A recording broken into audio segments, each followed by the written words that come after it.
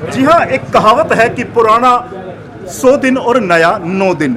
जी हाँ, ऐसी ही कहावत नेताओं पर भी चरितार्थ होती है। मेरे पीछे आप देख सकते हैं एक ऐसी जोड़ी है जिसने राजनीति को नए आयाम दिए हैं। जी हाँ, काफी उथल पुथल रही हरियाणा की राजनीति में, आयाराम गयाराम से लेकर के दल बदलू से लेकर के काफी चेंजेस इन दो महानुभावों ने देखे हैं। सुभाष बत्रा जी हैं और कृष्ण मूर्ति हुड्डा जी। निकाय चुनाव का मौका है, मुलाकात हो गई, बात कर लेते हैं।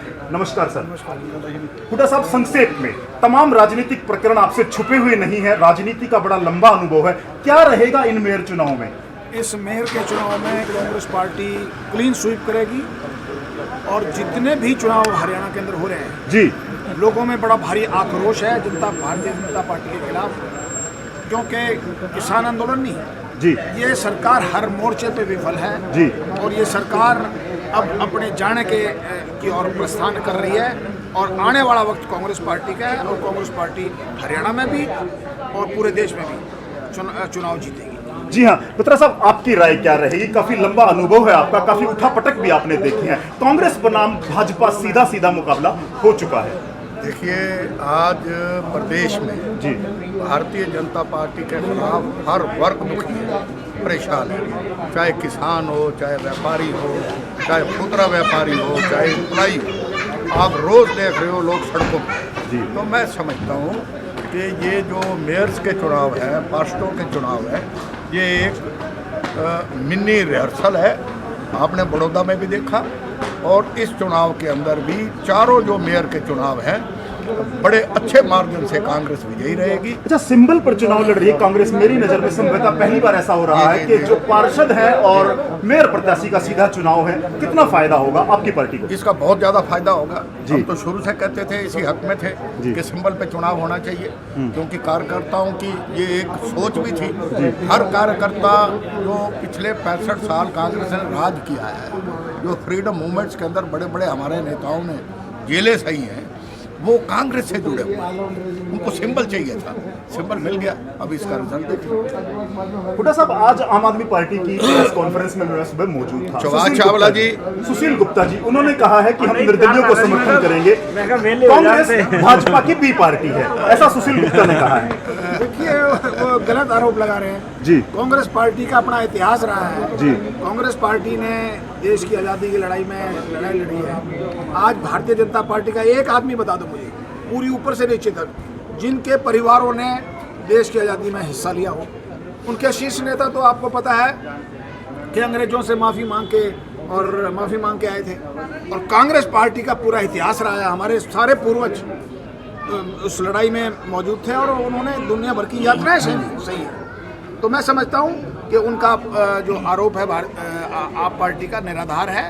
वो पार्टी बौखलाई हुई है, पंजाब में कुछ कहती है, हरियाणा में कुछ कहती है, दिल्ली में कुछ कहती है, तो उनकी बात का यकीन करना ठीक नहीं है। जी, पूर्व मेयर है चंडीगढ़ से, आइए इनके विचार जान लेते हैं। पंचकुला और चंडीगढ़ दोनों जुड़े हुए हैं, क्या लगता है आपको कांग्रेस प्रत्याशियों का क्या माहौल रहेगा?